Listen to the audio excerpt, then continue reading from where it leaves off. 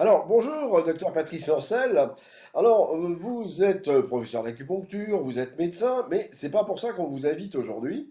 On vous invite parce que vous avez écrit un gros livre sur la Nouvelle-Angoulême et vous nous dites tout de go.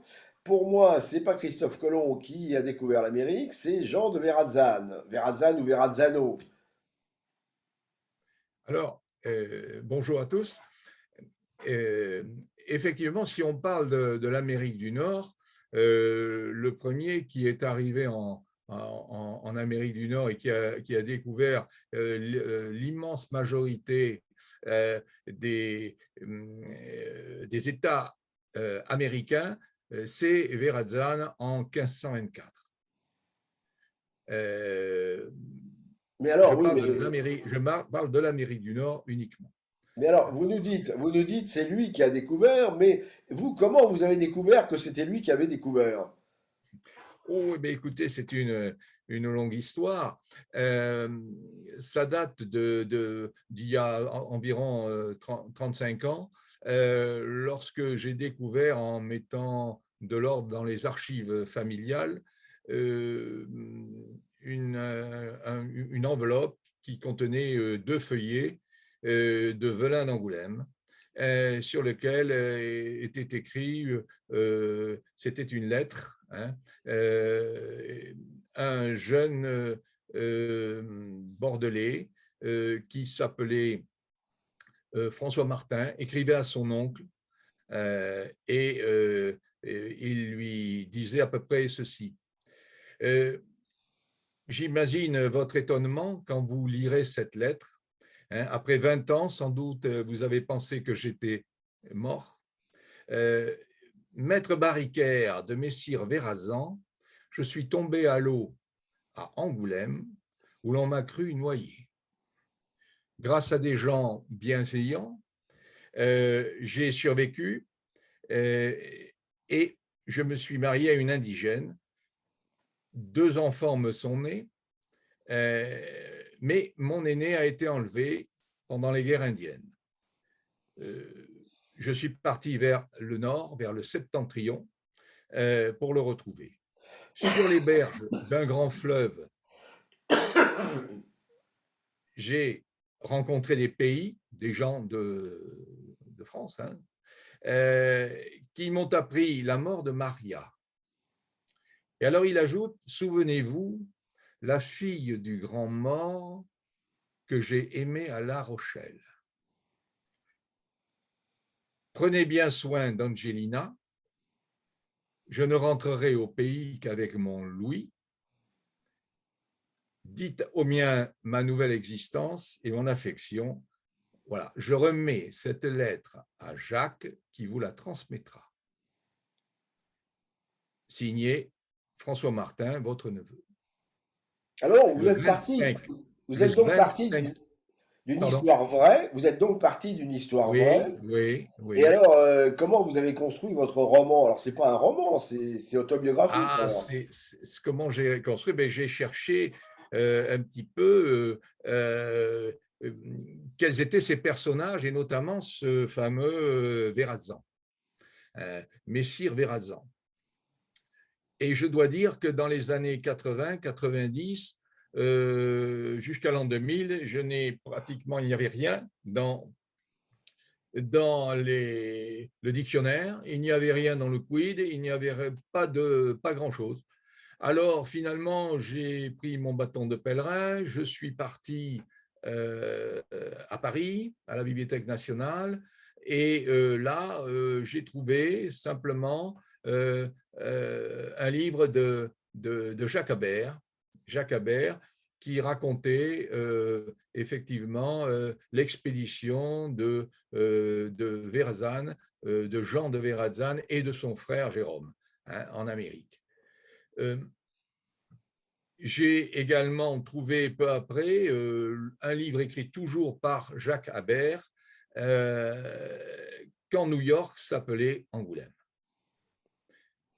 Voilà. Et donc, ça a commencé comme ça. Alors, avec ces deux livres, j'ai effectivement fait le rapprochement entre le Verrazan et Verrazzano, celui qui a découvert donc toutes les côtes de l'Amérique du Nord.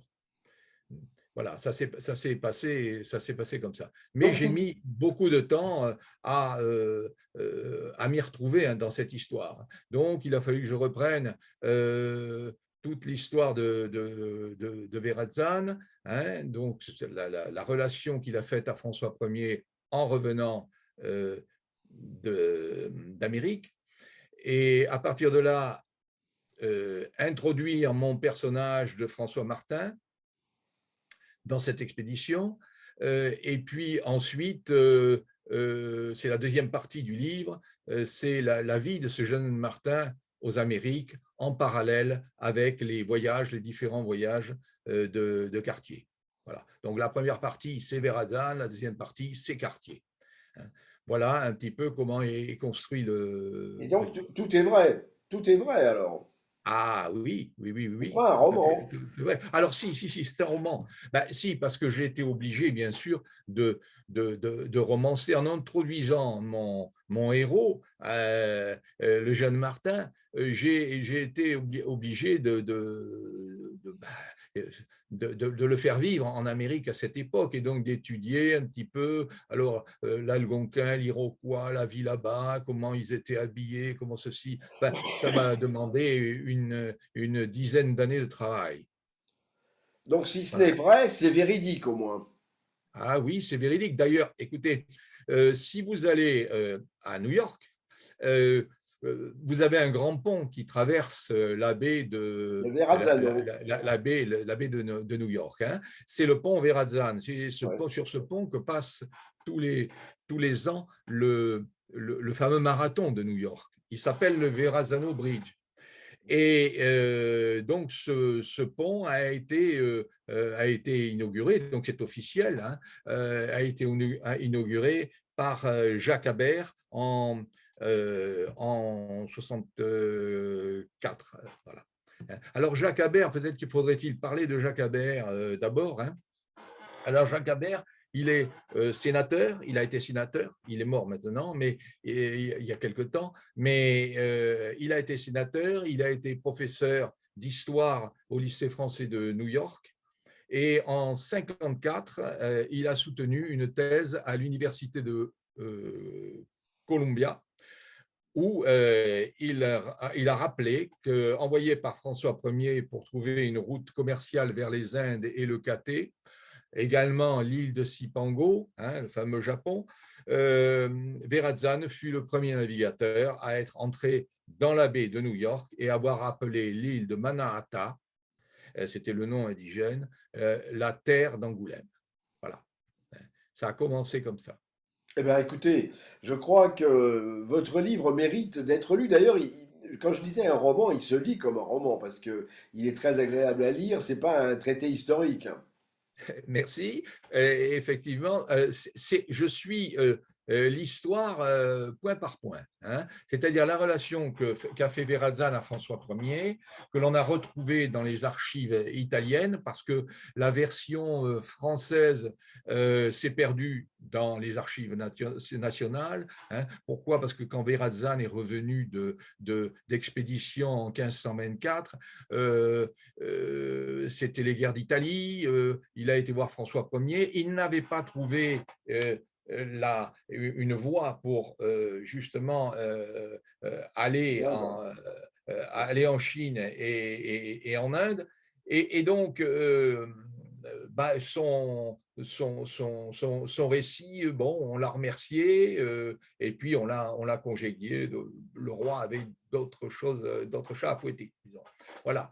Alors, donc, Verrazzano, il a continué quand même, hein. Ensuite, il a monté, il a essayé de repartir. Il est reparti. Alors, il y a eu le premier voyage, c'était en 24. En 26-27, il a fait un second voyage avec l'aide de la sœur du roi, Marguerite d'Angoulême. Et là, il est retrouvé, il a fait un voyage, disons, économique, il y allait pour faire, faire des échanges commerciaux. Mais là, c'est surtout en Amérique du Sud qu'il a fait ces échanges. Euh, et puis, il a fait un troisième voyage en, en 1527. Et là, pardon, en 1729, et là, il a relongé les côtes de l'Amérique du Nord. Il est passé aux Caraïbes et Mais là, arrivé à la on va Jamaïque. peut-être pas en dire plus là, parce qu'il faut pas dévoiler tout le livre là, hein. Alors, On va laisser les on peut lecteurs. arrêter, alors c'est peut-être pas Voilà, on va nécessaire. laisser les lecteurs découvrir. Et je crois que votre livre est passionnant parce que vraiment j'ai découvert beaucoup de choses, mais avec Ouais. énormément de plaisir parce que même s'il fait 500 pages, on n'a pas l'impression qu'il fasse 500 pages du tout. Et je crois qu'on va recommander à tous nos auditeurs et à tous nos lecteurs de lire donc votre livre qui s'appelle La Nouvelle Angoulême, Docteur Patrice Lancel, et qui a paru aux éditions Enfortas. Merci beaucoup, Patrice Lancel. C'est moi, merci, merci. Infiniment.